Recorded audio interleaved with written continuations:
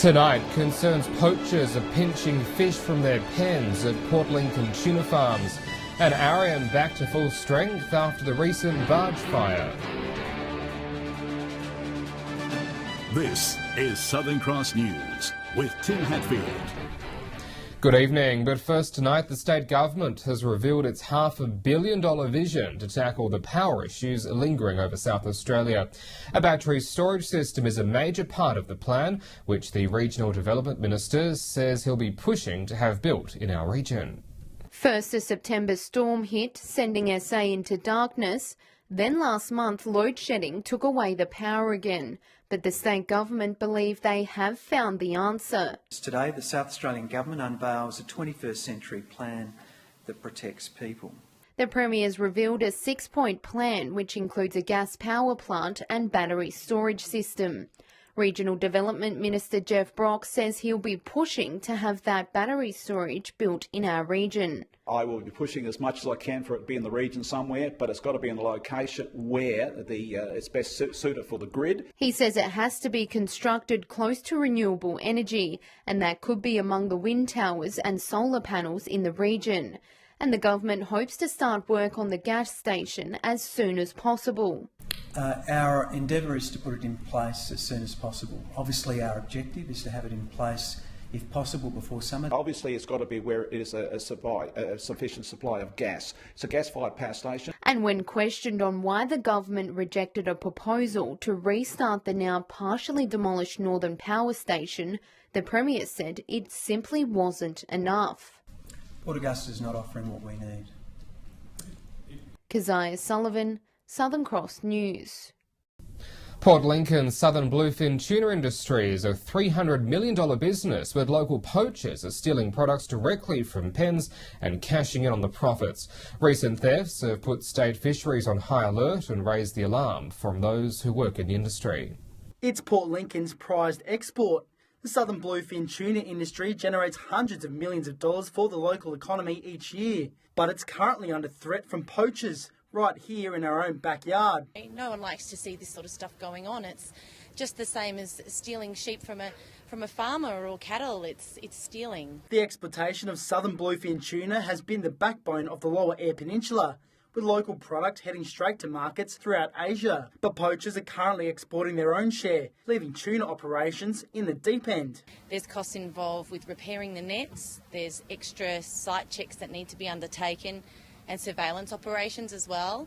But more so is the stress that the poaching incidences put on the surviving stock, and also if they leave the nets down, that can leave it open for predators to get in or also entanglements to happen. Recent evidence uncovered at sites behind Boston Island raised alarms to industry officials. Now tighter surveillance measures are being undertaken to protect the stock. Those few people that set out to do the wrong thing, and it's very disheartening when you think about how many people are employed in the industry and what it contributes to the region. Trespassing on lease sites can carry a $2,500 fine and up to 6 months in prison, a small price to protect a global market. Most of our product goes internationally and we take a lot of care to get our product to that point. Jason Kemp, Southern Cross News.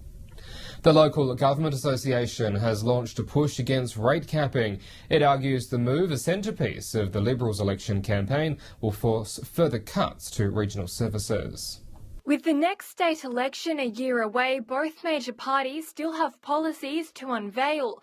But the Liberals have said it's taking its rate capping legislation, which was voted down in Parliament last year, all the way to the polls. Rate capping is obviously a controversial debate that will be had yet again leading into the state election. The local government association is obviously opposing it, and there are some varying councils that are considering what the impacts would be to them. The LDA says it will use social media and flyers sent to ratepayers as part of a statewide campaign to ensure council service levels are not compromised.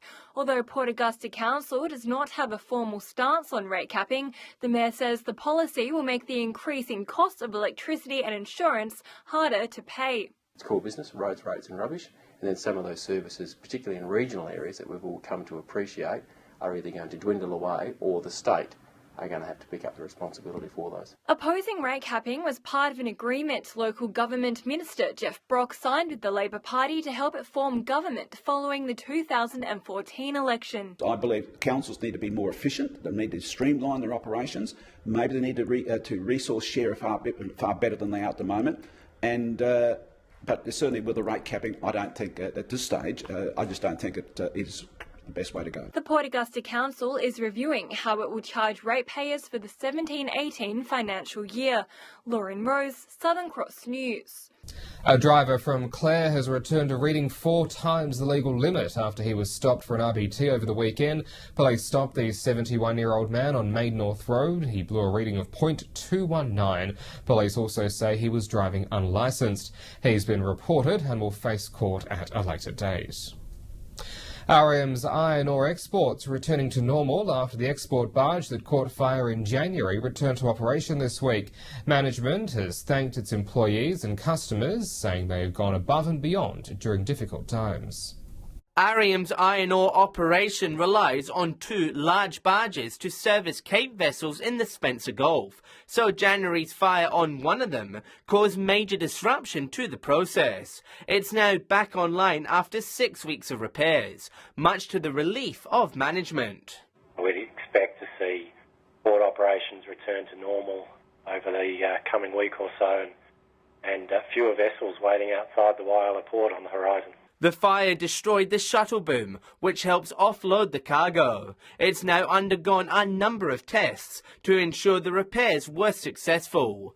Mr. Reid has praised the Ariam workforce, saying they got the barge back into service on time and on budget. We're actually really pleased with how the business has run through that period and looking forward to continuing that good run rate and improving further with the vessel back in service. Over the last 8 weeks, smaller ships that could dock in the port were used to transport the ore. And with Ariam's sale looming, Mr. Reid says the response by workers shows their worth to any new owner. The whole exercise, which we would rather not have gone through, does, however, demonstrate the commitment and the capability that we've got. John Hunt, Southern Cross News. A party that spilled into the streets in Broken Hill over the weekend saw 3 people detained. Police were called to Gosson Street on Saturday night after reports of around 100 young people who were partying in the street. 3 revellers were detained for intoxication and were later released to their parents. Well, stay with us. Still to come in tonight's local news, the fight against the ravages of the drug ice hits Whyalla. The details ahead.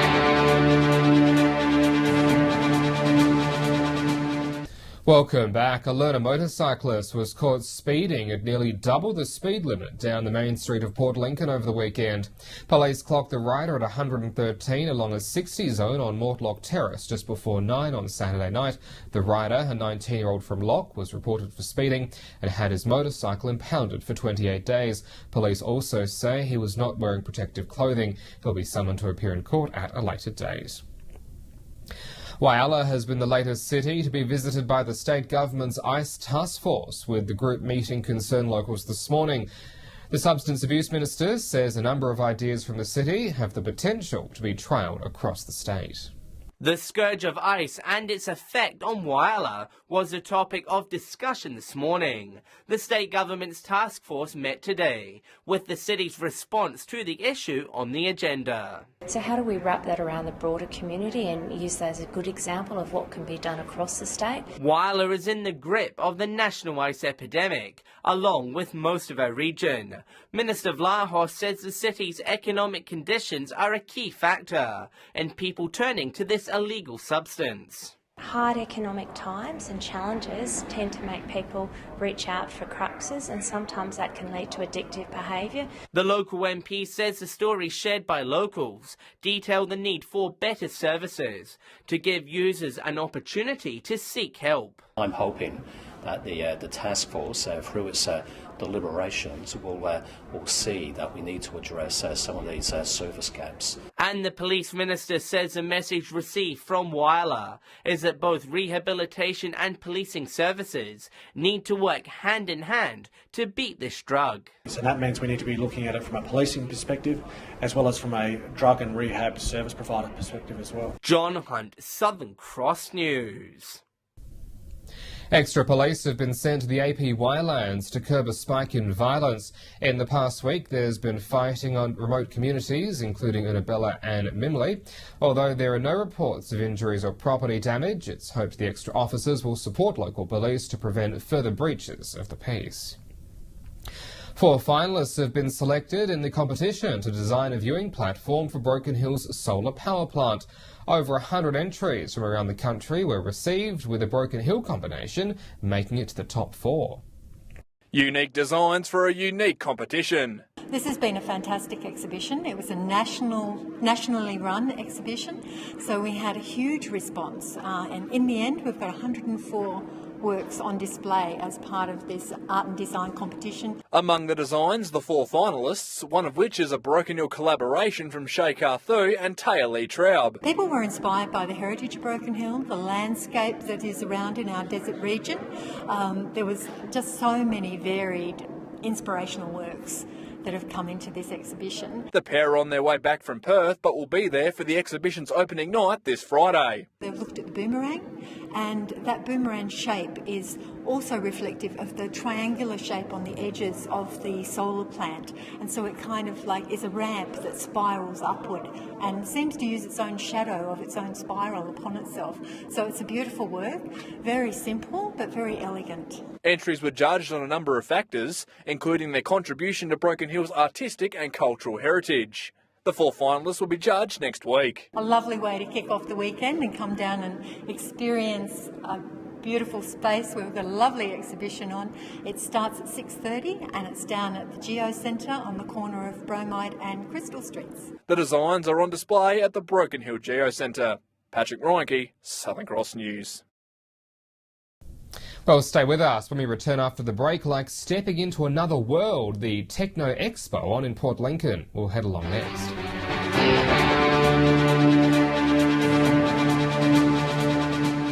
Welcome back. People Like Us, an exhibition currently on display in Port Lincoln, is showcasing an audio and visual demonstration featuring groundbreaking technology. The exhibition, designed by 12 Australian and international artists, captures moments throughout history and a virtual reality experience never seen before. It's an experience unlike any other, and it's currently on display here in Port Lincoln. Type of exhibition that you can actually get involved with, so it's all very interactive. So yeah, you're not just looking at things, you're actually participating. People Like Us, an exhibition designed by a group of Australian and international artists, explores the relationship between human art colliding with 21st century technologies. It's the first of our major travelling exhibitions for the year. It's come from museums and galleries in Sydney. We're very lucky we're one of 2 South Australian galleries that were able to get it. The audio and visual demonstration is designed to connect lives through technology, showcasing the latest in 3D animation. It's really interesting. Yeah, very interesting. The virtual reality was amazing. The exhibition also features the award-winning Bright Hearts app, a groundbreaking idea now used in hospitals throughout the country. The idea behind it is to try and get your heart rate down as much as you can to help you relax before going into surgery. The interactive exhibition will be on display here at the Nautilus Centre until April 7th, and the best part is it's free for all ages. Music to anyone's ears. It was a very different experience. Amazing. Jason Kemp, Southern Cross News. Health students from Broken Hill High School have been promoting awareness of healthy food choices to their classmates today. The Year 11s have been studying the importance of good nutrition and how poor nutrition habits at a young age can last a lifetime. The Broken Hill High Courtyard was chock-a-block full of students getting a taste of a healthier lifestyle. Basically what they're trying to do is encourage our school body to make alternative choices rather than what may be available or what they've brought to school in their lunch boxes. The students set up stalls to sell healthy fruit cups, dish out tasty fresh juice and even encourage fellow classmates to get in the kitchen. We're just doing this stall to try and get people to eat a bit healthier so they can live longer lives. We've printed out these recipe sheets which have list of ingredients and how to cook them, so things like that. A team from Marymar was also present, bringing in their blender bike to create tropical smoothies. Health services from around town also joined in to help the students out and educate the crowd about eating healthier. While today's promotion of healthy lifestyle choices was a one-off event, its message can last a lifetime. The students here say that even doing the most simplest of things like eating your 2 fruit and 5 veg can prove very beneficial. Healthy eating should be a thing that happens every single day for students our age or older or younger. It's good for anyone, really. Patrick Reinke, Southern Cross News. Well, turning to the cricket now, and several teams were kicked out of their competitions over the weekend, with finals fever setting right in Port Augusta and Whyalla. The final 2 teams were decided for this weekend's grand final. Keziah Sullivan has the results for us. Kez, who's made it through to the big dance? Tim, if we start in Whyalla, it was Central and Rapina who battled it out for the last spot in the grand final. Central got off to a good start, scoring 131 runs, and then it was time for Rapina to pick up the bat. Wickets dropped quickly, 6 batters failed to get over 5 runs, and ultimately that is what let Rapina down. Central took the win with Rapina all out for 98, but the celebrations would have been minimal on the weekend as the side now turn their energy to this weekend's grand final against North Whyalla. To Port Augusta, and it was West Augusta who advanced through to the big match this weekend. South went in for the bat first and set a massive target. But true to form, West threw all they had at the ball and with just 4 balls in hand, cruised over the line. West will now face Corn this weekend at Edsa Oval. Up to Port Pirie, and it was a battle between the top 2 sides. Wandera went in as the favourites but failed to come to the game. A disappointing performance from the minor premiers. Solly North capitalised on the poor performance to take the win with 4 wickets in hand. Over to Port Lincoln, and the minor round continued with wins for Charlton, Wayback and Todd River. So this weekend, the ultimate cricket bragging rights are up for grabs in Port Augusta and Whyalla. We'll have a full preview on those 2 games on Friday night. Tim, and I'll see you tomorrow with the rest of the sports results. Good stuff. Thanks, Kez. We'll see you tomorrow. We'll stay with us after the break. I'll look at the local weather for the rest of the week.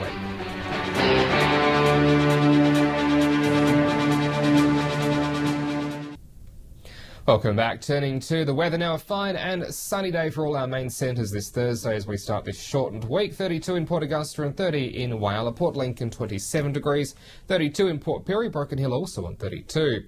On the national satellite, clear for much of our region mainly, though a high pressure ridge is set to push across some unsettled conditions.